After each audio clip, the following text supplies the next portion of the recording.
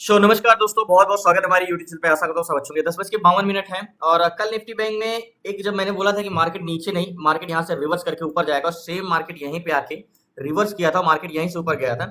कल की मार्केट अगर क्लोजिंग की प्राइस देखे तो कल मार्केट क्लोजिंग यहाँ पे दिया था। आज मार्केट कंसोलिडेशन कर रहा है। जब से मार्केट ओपन हुआ साइडवेज ही कह सकते हो, कोई खास एक तरफा मूवमेंट नहीं किया। देखो मार्केट ओपन कहाँ पे हुआ, यहाँ पे ओपन हुआ, ओपन होके लो आया, हाई गया, ठीक है। तो प्रीवियस लो जो हमारा होगा, अगर मैं आपसे बात करूं क्या लो को ब्रेक किया है, मार्केट का प्रीवियस लो हमारा ये होगा, ये वाला नहीं होगा। आपसे अगर कोई पूछता है कि लो कौन सा है, कि ये लो नहीं है, ये लो है। अगर कैंडल इसके क्लोज देगी तो लो जाएगा और हाई क्या रहेगा, हाई हमारा ये है। अब मार्केट ओपन होके यहां से नीचे आया और हाई लो कंसोलिडेशन कर रहा है एक ही जोन पे। तो क्या ये कंसोलिडेशन करना चाहे करेगा ही, या इसमें स्ट्रेंथ नहीं है, या ये स्ट्रेंथ तो बहुत ज्यादा है लेकिन मूवमेंट नहीं कर रहा है। मैंने आपको दो चीजें बताई। जो मार्केट साइडवेज होता है, दो तरीके से साइडवेज होता है। एक तो उसमें स्ट्रेंथ ही नहीं होती मूवमेंट करने के लिए, एक तो होती स्ट्रेंथ तो बहुत है बट वो मूवमेंट कर नहीं पा रहा है। कर नहीं पा रहा है कि मतलब समझना, मींस बायर इंटरेस्टेड है लेकिन सेलर इंटरेस्टेड नहीं है। और कभी कभी क्या होता है, बायर ही इंटरेस्टेड नहीं है, क्योंकि मार्केट का मूवमेंट या चलाने का काम होता है बायर का, होता है सेलर का नहीं होता है।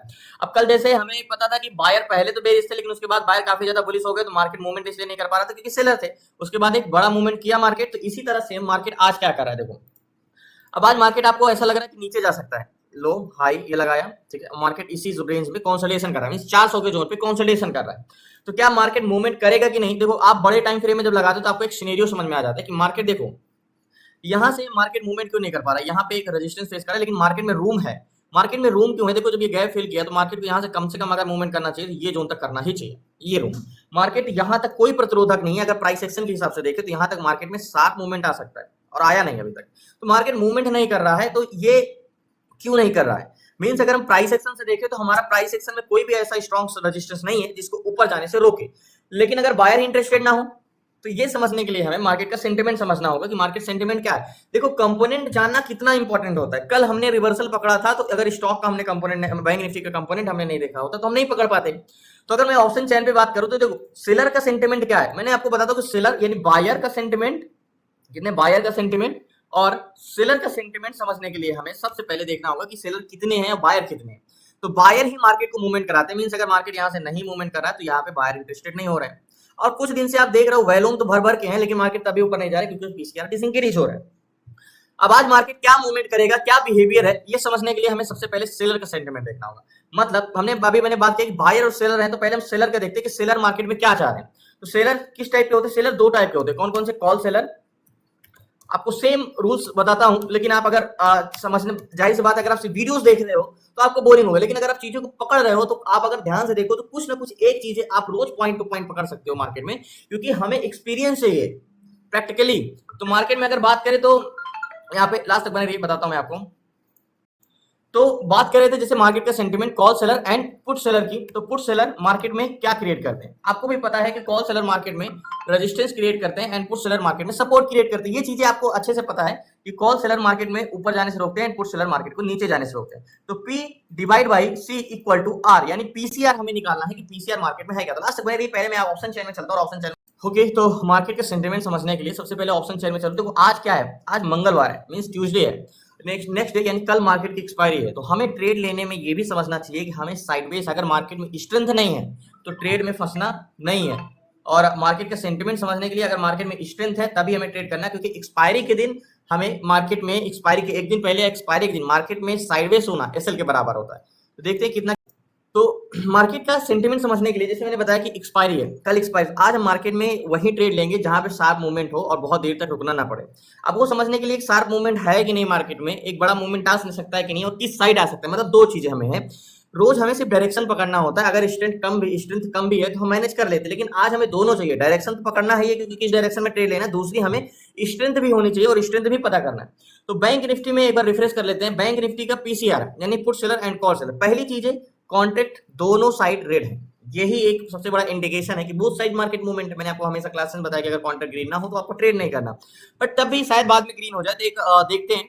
जो पुट सेलर है वो 30,51,213 है एंड कॉल सेलर 38,90,115 है। ओके, तो 30,51,213 डिवाइड बाई 30,51,213, ठीक है। इसको पुट सेलर, ये पुट सेलर है जो मार्केट को नीचे जाने से रोकते हैं यानी गिरने से रोकते हैं। और ये कॉल सेलर जो कि 38,90,115, 38,90,115। ठीक है, अब इसको देखो, यहाँ पे आपको सिंपली ये दिख रहा है कि कॉल सेलर की संख्या ज्यादा है 38,90,000, पुट सेलर 30 लाख है। तो यहाँ पे इक्वल करोगे तो पीसीआर 0.78, यानी पीसीआर तो हमारा निगेटिव आया 0.78। ठीक है, ये निगेटिव आया। लेकिन हमें ये भी देखना है कि मार्केट में पीसीआर क्या घट रहा है क्या बढ़ रहा है। दूसरी चीज मैंने आपको ये बताया हूं कि जैसे जैसे हम एक्सपायरी के नजदीक आएंगे, हम हमारा जो डाटा देखने का इंपॉर्टेंस होगी वो पहले तो हमें ओवरऑल डाटा पे होती है, लेकिन जैसे जैसे हम एक्सपायरी के नजदीक आते हैं हमें एट द मनी पे डाटा फोकस करना बहुत ज्यादा जरूरी होता है, क्योंकि एक्सपायरी के नजदीक जैसे जैसे आते हैं हमारा ओवरऑल डाटा पे ज्यादा फोकस करना होता है, एट द मनी पे कम। और जितना एक्सपायरी से दूर रहते हैं हम एट द मनी पे ज्यादा फोकस करते हैं।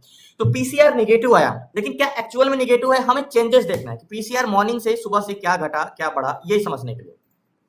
जाहिर सी बात है प्रोसेस सेम है, लेकिन प्रोसेस समझने के लिए आपको जाहिर सी बात है बताने का तरीका सेम है, लेकिन कुछ चीजें आप यहाँ पे कैप्चर करोगे। तो जैसे चेंज इन कॉन्ट्रैक्ट, क्या हो रहा है, घट रहा है कि बढ़ रहा है। हमारा पीसीआर तो नेगेटिव आया, यहाँ पे समझो मार्केट में मॉर्निंग में जब पीसीआर ओपन हुआ, तो जब मार्केट ओपन हुआ तो पीसीआर था 0.85। कितना था?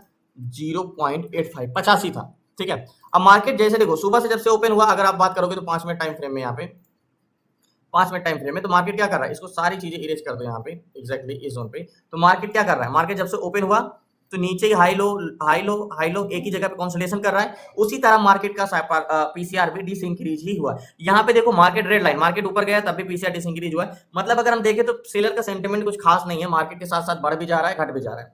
हल्का सा मार्केट ऊपर जाता है तो देखो यहाँ पे मार्केट ऊपर गया तो पीसीआर भी बढ़ा, फिर हल्का सा मार्केट गिरा तो पीसीआर भी गिरा। तो हम ये देखते हैं कि आज हम सेलर उतना कोई खास नहीं है, सेलर का खुद का एक तरफा कोई मूवमेंट नहीं है, सेलर को उतनी फोकस नहीं करेंगे। हम समझते हैं बायर को। सबसे पहले हमें ट्रेड करने के लिए हमें एक जोन इंपॉर्टेंट होता है, वो है हमारा राउंड फिगर जोन। ठीक है, अब राउंड फिगर जोन का है वो 400 का जोन है। जैसे ये 400 का जोन हमने ड्रॉ किया एग्जैक्टली ये। ठीक है, ये हमारा 400 का जोन। अभी मार्केट आपको लग रहा है ना कि क्या कर सकता है मार्केट साइडवेज। अब हमें ये पता चलेगा कि मार्केट खुद कहां मूवमेंट करना चाहता है। देखो मार्केट ओपन कहां पे हुआ, ये 400 के जोन पे मार्केट ओपन हुआ, ये 400 को टेस्ट किया, ऊपर गया, फिर नीचे आया, फिर ऊपर टेस्ट किया, फिर नीचे आया। तो मार्केट इसी 400 के जोन पे ना नीचे मूवमेंट कर रहा है ना ऊपर मूवमेंट कर रहा है। अब ये मूवमेंट मतलब देखो एक चीज होता है, ये सपोर्ट में मार्केट ऐसे ऐसे कंसोलिडेशन कर रहा है, जिसमें नीचे भी जा सकता है ऊपर भी जा सकता है। तो हमें ये समझना है कि मार्केट कहां जाना चाह रहा है, मार्केट ऊपर की ओर जाना चाह रहा है नीचे की ओर जाना चाह रहा है। तो ये समझने के लिए कि मार्केट ऊपर जाना चाह रहा हो, क्या पता सेलर न जाने जा रहा हो। तो एग्जैक्टली जैसे मैंने आपको बताया कि मार्केट हमारा एक बस की तरह होता है, और बस क्या करना चाह रहा है, यहाँ से ये बस स्टॉप है, ये हमारा जो हॉरिजॉन्टल जोन है, और ये बस इस बस स्टॉप से आगे जाएगा कि नहीं जाएगा, कि स्ट्रेंथ ही नहीं है कि साइडवेज है। ये मार्केट कंसोलिडेट, अभी आप प्राइस सेक्शन देख रहे हो तो आपको इसका रीजन नहीं पता कि मार्केट कंसोलिडेशन क्यों कर रहा है। अभी मैं आपको बताता हूं कि इसके पीछे का रीजन क्या है, जो साइडवेज है, ये रीजन समझने के लिए, और ये कब साइडवेज हट सकता है कि नहीं सकता ये समझते हैं। तो 400 के जोन पे जो मार्केट में एट द मनी का डाटा है, एक बार रिफ्रेश कर लेते हैं। तो ये हमारा जो 51,400 पे कॉल सेलर है वो 3,05,223 है। अब कॉल सेलर का क्या काम होता है आपको पता है, कॉल सेलर काम होता है मार्केट को बुलिश जाने से रोकना। 3,05,223 ये मार्केट को ऊपर जाने से रोकते हैं, यानी 20 बस को आगे जाने से रोकते हैं। और 51,400 पे पुट सेलर 2,18,000 है, और ये मार्केट को नीचे जाने से रोकेंगे। हम हमेशा जो कंपेरिजन करेंगे, हमेशा कॉल सेलर को पुट सेलर से, कॉल बायर को पुट बायर से, मतलब सेलर को सेलर से, बायर को बायर से। तो अगर comparison to call seller, put seller की संख्या कम है, ये 2,18,000 3,05,000, मतलब इस बस को आगे जाने से रोकने वाले की संख्या ज्यादा है कंपैरिजन टू नीचे जाने से रोकने वाले की। ओके, अब लेकिन ये बस खुद कहां जाना चाहता है, क्या पता मार्केट का मोमेंटम कहां करना चाहता है। आपने तो समझ लिया कि मार्केट ऊपर जाने से रोकने वाले सेलर काफी ज्यादा है। ठीक है, अब एक्चुअल में मार्केट मूवमेंट क्या करना चाह रहा है। तो 400 के जोन पे कॉल बायर जो है वो 23,42,873 है, ये पैसेंजर है। अब बस वहीं ट्रेवल करेगा जहां उसके पैसेंजर होंगे। ये 2,23,42,873 ये कॉल बायर है, जिनके मोमेंटम ऊपर आने के लिए मतलब बुलिश इंटेंशन रखने हैं। और 51,400 पे पुट बायर है 21,71,900। अब देखो यहाँ पे वैल्यू 21 लाख पैसेंजर बेरिज जाने के लिए बैठे हैं और 23 लाख पैसेंजर बुलिश जाने के लिए। तो अगर मैं आपसे पूछूं तो मैंने आपको क्लासेस में बताया है कि स्ट्रेंथ मार्केट की कब रहती है, जब मार्केट में वैल्यूम की संख्या कई गुना ज्यादा हो, मींस 2x तो हो ही कम से कम। अगर यहीं पे पुट बायर होते 15 लाख 14 लाख 13 लाख और कॉल बायर 23 लाख होते तो एक साथ मूवमेंट आता और बुलिश एक बड़ी कैंडल्स बना के ऊपर जाता। बट अगर हम यहाँ पे ये बात करें तो यहाँ पे बहुत ज्यादा मार्केट में स्ट्रेंथ नहीं है, बहुत ज्यादा मूवमेंट नहीं कर सकता है। कंसोलिडेशन मींस स्ट्रेंथ नहीं है मार्केट में, क्योंकि वैल्यूम कितना है 21,71,000 22,42,000, मात्र कह सकते हो कि 2 लाख का डिफरेंस है, तो बहुत ज्यादा वैल्यूम नहीं है। ओके, अब क्या मार्केट की स्ट्रेंथ और एक तरीके से पता कर सकते हैं ओवरऑल, यानी सीपीआर। तो एक बार रिफ्रेश कर लेते हैं फिर से फ्रेश डाटा। सीपीआर यानी ओवरऑल वैल्यूम 1,82,00,000 और 1,62,00,000, तो टोटल कह सकते हो कि 20 लाख वैल्यूम कॉल साइड का ज्यादा है कंपैरिजन टू पुट साइड। तो हाँ, थोड़ी बहुत स्ट्रेंथ कर सकते हैं हम। तो मार्केट में कैलकुलेटर यानी सीपीआर हम देखते हैं, तो देखो यहाँ पे कॉल बायर जो है वो 1,82,000, तो 182 माइनस 162 तो प्लस में करोगे तो ये प्लस 20 है, यानी 20 lakh volume comparison to put buyer की संख्या ज्यादा है कॉल बायर की, तो यहाँ पे हमारा कॉल साइड यहाँ पे तो 2 लाख का डिफरेंस है 400 के जोन पे, और ओवरऑल वॉल्यूम कॉल साइड का 20 लाख ज्यादा है। ठीक है, अब हमें ये समझ में आया कि बस में पैसेंजर तो आगे जाने के लिए बैठे हैं, लेकिन बस आगे क्यों नहीं जा रहे, क्योंकि बस को आगे जाने से रोकने वाले की संख्या बढ़ी हुई है। अब मार्केट क्या नीचे मूवमेंट कर सकता है, क्या बेरिश जा सकता है? अगर आपका क्वेश्चन है यस तो नो, क्योंकि बेरिश जाके करेगा क्या? अगर बस में पैसेंजर सारे बैठे हैं बुलिश जाने के लिए, तो बेरिश क्यों जाएगा? बेरिश इसलिए नहीं जाएगा क्योंकि उसको जाने में फायदा नहीं है। अगर पैसेंजर बुलिश जाने के लिए बैठे हैं तो बुलिश ही ट्रेड तो लेंगे, उसमें बुलिश से तो जाएगा।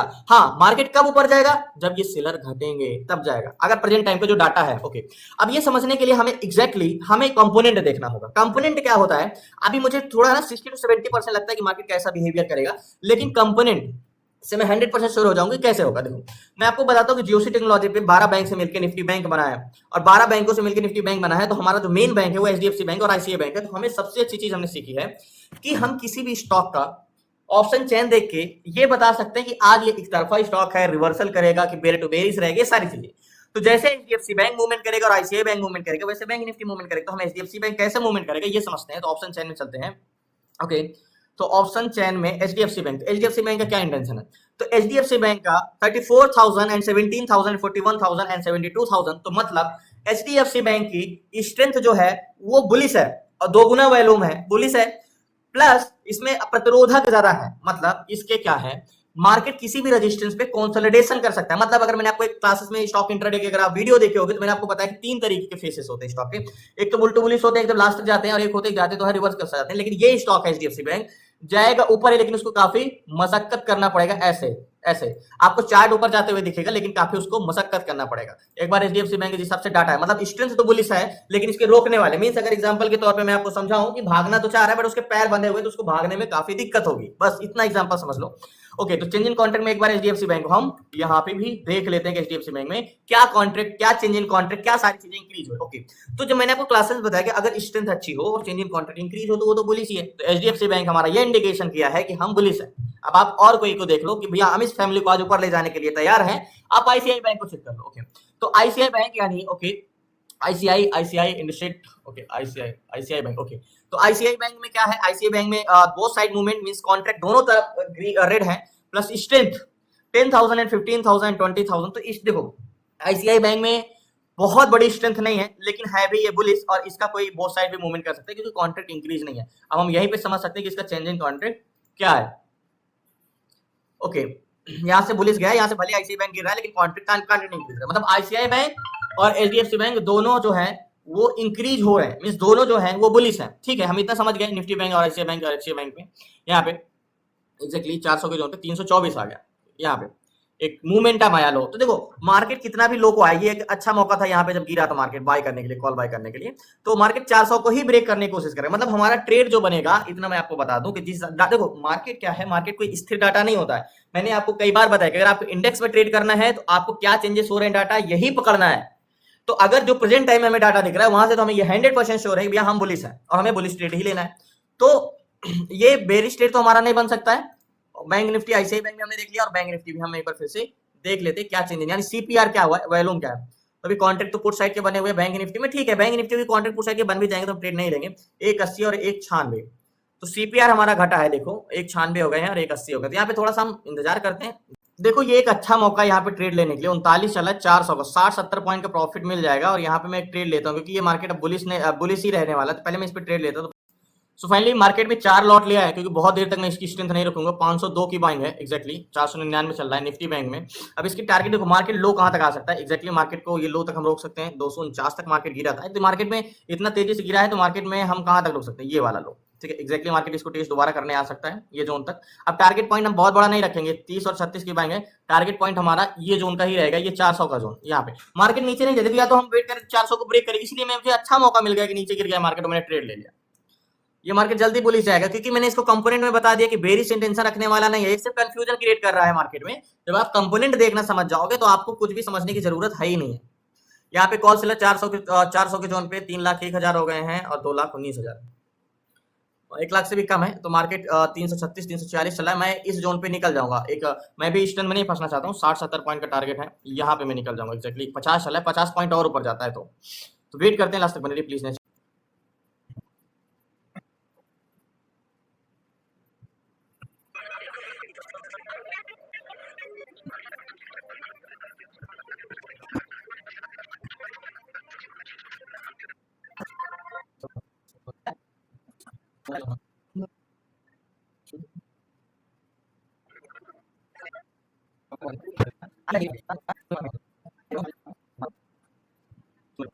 सो फाइनली देखो, जब भी मार्केट ऐसे जाता है तो ऐसे लोग को टेस्ट करने आता है, तो यहाँ पे थोड़ा सा कंफ्यूजन होती है। लेकिन जैसे मैंने आपको कंपोनेंट बताया ना कि मार्केट बेरिश नहीं जा सकता है, उसको बुलिश ही जाना है, तो ये हमारे पास एक अपॉर्चुनिटी थी। अगर ये मार्केट इतना गिरता नहीं नीचे एक बड़ी कैंडल्स बना के, तो मैं शायद यहाँ पे ट्रेड ना ले पाता, 400 को ब्रेक करने का इंतजार करता। लेकिन ये तो हमारी मार्केट एक हाई लगाया, लो लगाई, हमारी अपॉर्चुनिटी है। और ये एक मार्केट मीन एक बड़ा मूवमेंट करने से पहले वो बॉटम पे आया है, तो ये तो एक अच्छा मौका था ट्रेड लेने के लिए। 65-70 चल रहा है, यहाँ पे निकलेंगे। अभी जो हमने ट्रेड लिया है यहाँ के पाएंगे 515 चल रहा है अभी, तो देख।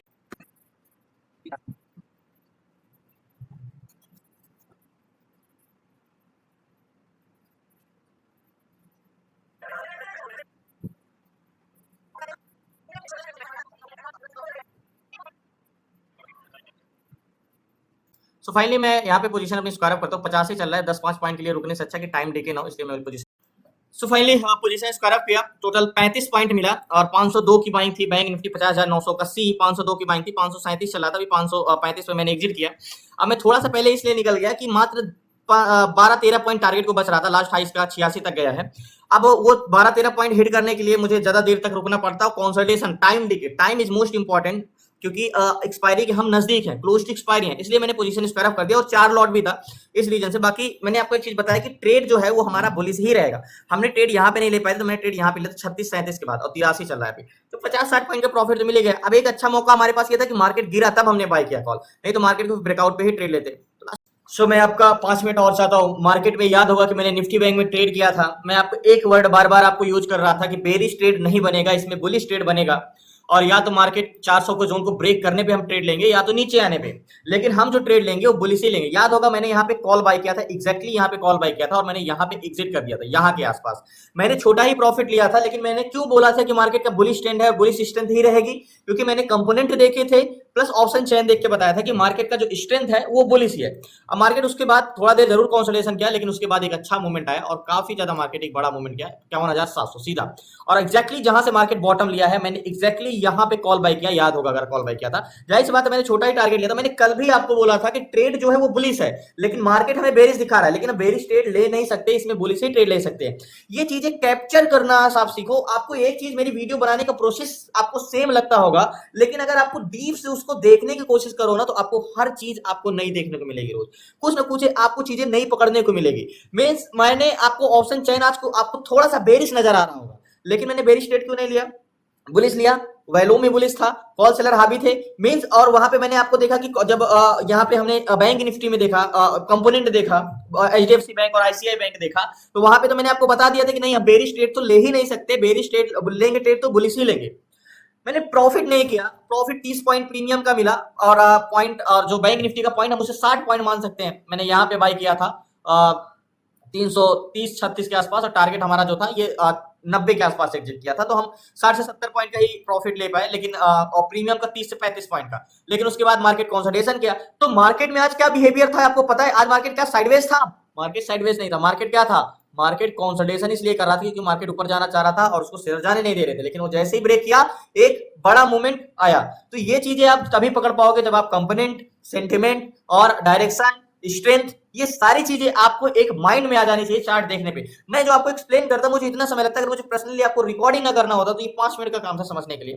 तो धन्यवाद आपका, शुक्रिया लास्ट तक बने रहने के लिए। प्लीज आपसे रिक्वेस्ट है, नए चैनल को सब्सक्राइब कर लीजिएगा। कोशिश करता हूं कि शॉर्ट से शॉर्ट वीडियो बना सकूं, लेकिन टाइम तो 20 मिनट हो जाता है, पता ही नहीं चलता, इसके लिए सॉरी आपसे। एंड नए हैं तो प्लीज चैनल को सब्सक्राइब कर लीजिएगा। आपको क्लासेस में जुड़ना है, सीखना है आपको बैंक निफ्टी में कैसे ट्रेड करना है, स्टॉक इंट्राडे, स्टॉक का डाटा कैसे रीड करना है, option chain, option selling, option buying, ETF SIP, ETF sing, fundamental, A to Z सारी चीजें 6 मंथ की क्लासेस में। तो डिस्क्रिप्शन में नंबर है, आप उस पर व्हाट्सएप करके जुड़ सकते हैं। बाकी कल मिलते हैं न्यू ट्रेड न्यू शेयर से, तब लीजिए।